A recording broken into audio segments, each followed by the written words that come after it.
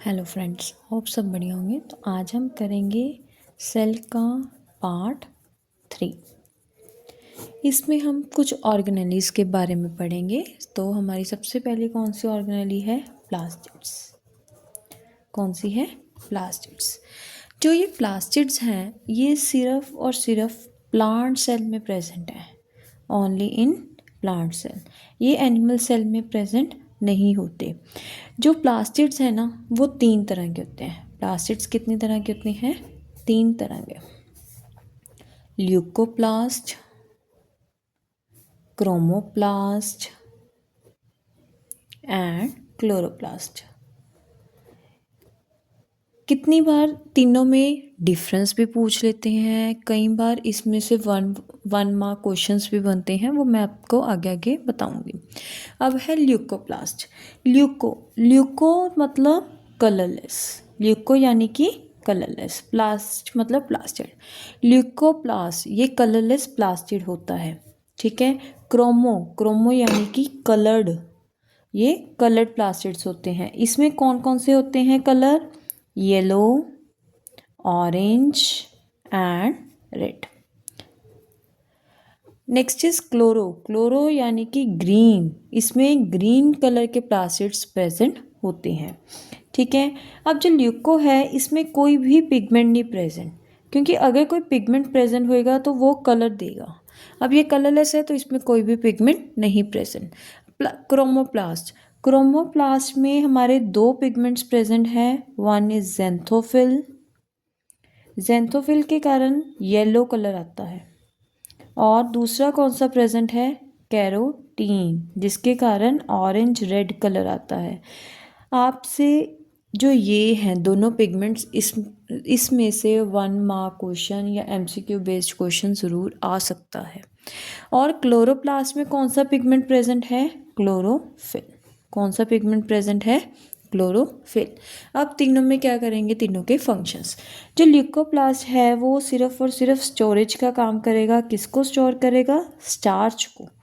किसको स्टोर करेगा? स्टार्च को। जो क्रोमोप्लास्ट है वो क्या करेगा?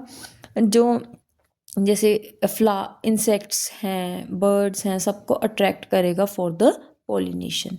और जो क्लोरोप्लास्ट है वो किस में काम करेगा? फोटोसिंथेसिस में। किस में काम करेगा? फोटोसिंथेसिस बेसिकली क्या है? एक प्रोसेस है जिसमें जो ग्रीन प्लांट्स हैं अपना खाना बनाते हैं with the help of chlorophyll pigment. Chromoplast ने क्या किया? To attract insects for pollination।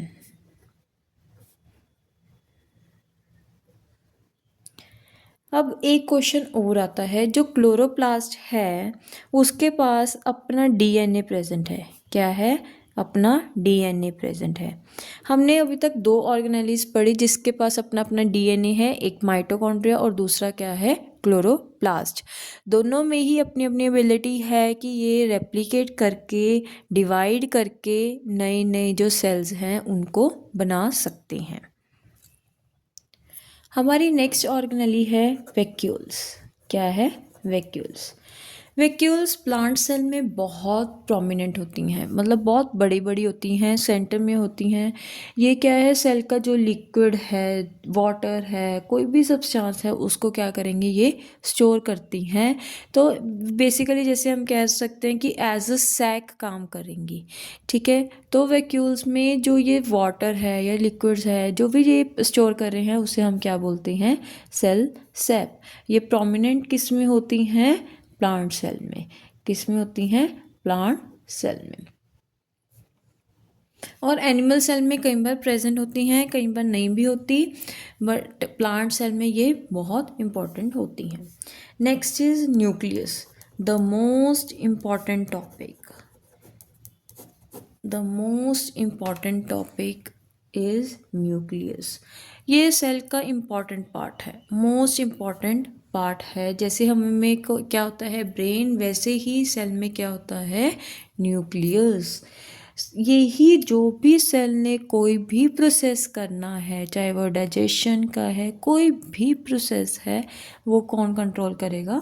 Nucleus he control करेगा। न्यूक्लियस के अंदर कुछ ऐसी चीज़ें होती हैं जिसके बारे में हम आगे आगे पढ़ेंगे, जिसकी वजह से जो सेल है वो डिवाइड करता है।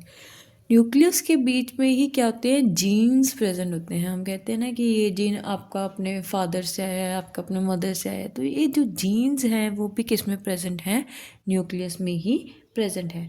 अब हम न्यूक्लियस के बारे में पढ़ते हैं। तो न्यूक्लियस में ये सबसे बाहर क्या होती है, न्यूक्लियर मेम्ब्रेन। क्या होती है, न्यूक्लियर मेम्ब्रेन। न्यूक्लियस भी क्या है, डबल मेम्ब्रेन है। क्यों, क्योंकि देखो इसमें 2 लेयर्स हैं तो इसे डबल मेम्ब्रेन बोलेंगे, और इसकी जो लेयर है उसके हम क्या बोलते हैं, न्यूक्लियर मेम्ब्रेन। जो सेल की आउटर मोस्ट लेयर होती है उसे हम बोलते हैं प्लाज्मा मेम्ब्रेन या सेल मेम्ब्रेन, और जो न्यूक्लियस की होती है उसे हम बोलते हैं न्यूक्लियर मेम्ब्रेन। अब न्यूक्लियस के अंदर जो लिक्विड है उसे हम क्या बोलेंगे, न्यूक्लियोप्लाज्म। क्या बोलेंगे, न्यूक्लियोप्लाज्म। जब जो सेल के अंदर था उसे हम साइटोप्लाज्म, जो न्यूक्लियस के अंदर है उसे हम क्या बोलेंगे, न्यूक्लियोप्लाज्म। अब न्यूक्लियोप्लाज्म के अंदर आप देख रहे हैं ये जो थ्रेड लाइक स्ट्रक्चर्स हैं इसे हम बोलते हैं क्रोमेटिन फाइबर्स।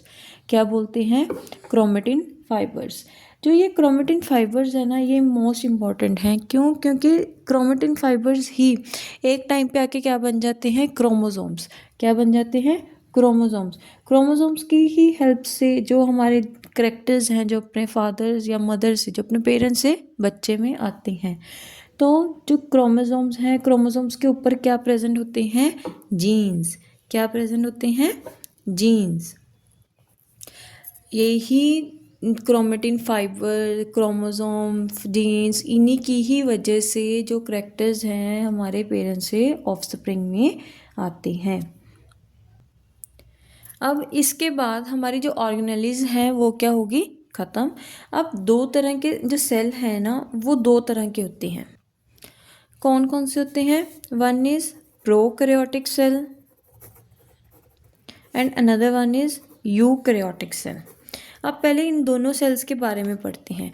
प्रो यानी कि ओल्ड, यू जो अभी प्रेजेंट है। इसमें जो मेम्ब्रेन वाले ऑर्गेनेलिज हैं जैसे न्यूक्लियस हुआ, वो राइबोसोम्स हुआ, तो ये सारी चीज़ें क्या होती हैं इनमें, एब्सेंट। तो membrane bound organelles are absent.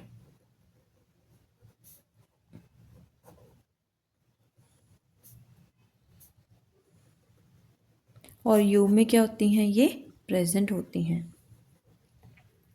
जो प्रोकैरियोट है ना इसमें जो राइबोसोम्स हैं वो क्या होते हैं, बहुत छोटे छोटे, और जो यू है उसमें राइबोसोम्स क्या होते हैं, बहुत बड़े होते हैं। अब इसमें प्रो में देखो मेम्ब्रेन बाउंड ऑर्गेनेलिज है नहीं, मतलब न्यूक्लियर मेम्ब्रेन है नहीं, तो न्यूक्लियस भी हमें प्रॉपरली पता नहीं चलता। तो nucleus is not well defined.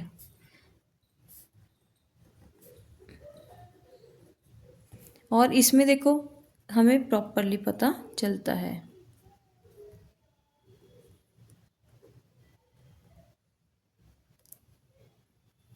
अब इसकी एग्जाम्पल क्या है प्रोकैरियोट की, बैक्टीरिया, साइनोबैक्टीरिया।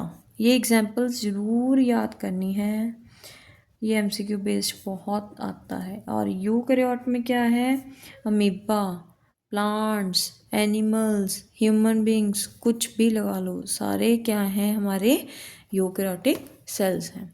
अब हम करेंगे प्लांट सेल और एनिमल सेल में डिफरेंस। प्लांट सेल में क्या है, देखो सबसे पहले प्लांट सेल में सेल वॉल प्रेजेंट है, एनिमल सेल में सेल वॉल प्रेजेंट नहीं है। प्लांट सेल में जो सेंट्रोसोम्स हैं वो एब्सेंट हैं, और प्लांट सेल में सेंट्रोसोम प्रेजेंट है। अब जो प्लांट सेल है उसमें वैक्यूल्स बहुत बड़ी होती है, एनिमल सेल्स में वैक्यूल्स बहुत छोटी होती है। प्लांट सेल्स में प्लास्टिड्स प्रेजेंट हैं और एनिमल सेल में प्लास्टिड्स क्या है, एब्सेंट हैं। अब हमारे चैप्टर का लास्ट टॉपिक है प्रोटोप्लाज्म। क्या है लास्ट टॉपिक, प्रोटोप्लाज्म। अब हमने 2 टर्म्स की थी, एक क्या था साइटोप्लाज्म और दूसरी क्या थी न्यूक्लियोप्लाज्म। जब दोनों को हम क्या करते हैं, इकट्ठा करते हैं, दोनों के लिए इकट्ठी एक टर्म हम क्या बोलते हैं, प्रोटोप्लाज्म। होप आपको ये जो चैप्टर है वो सबको समझ आ गया। अगर किसी को कोई भी डाउट है तो आप कमेंट बॉक्स में कमेंट कर सकते हैं, तो मैं आपके डाउट्स जल्दी ही क्लियर करूँगी। Please like subscribe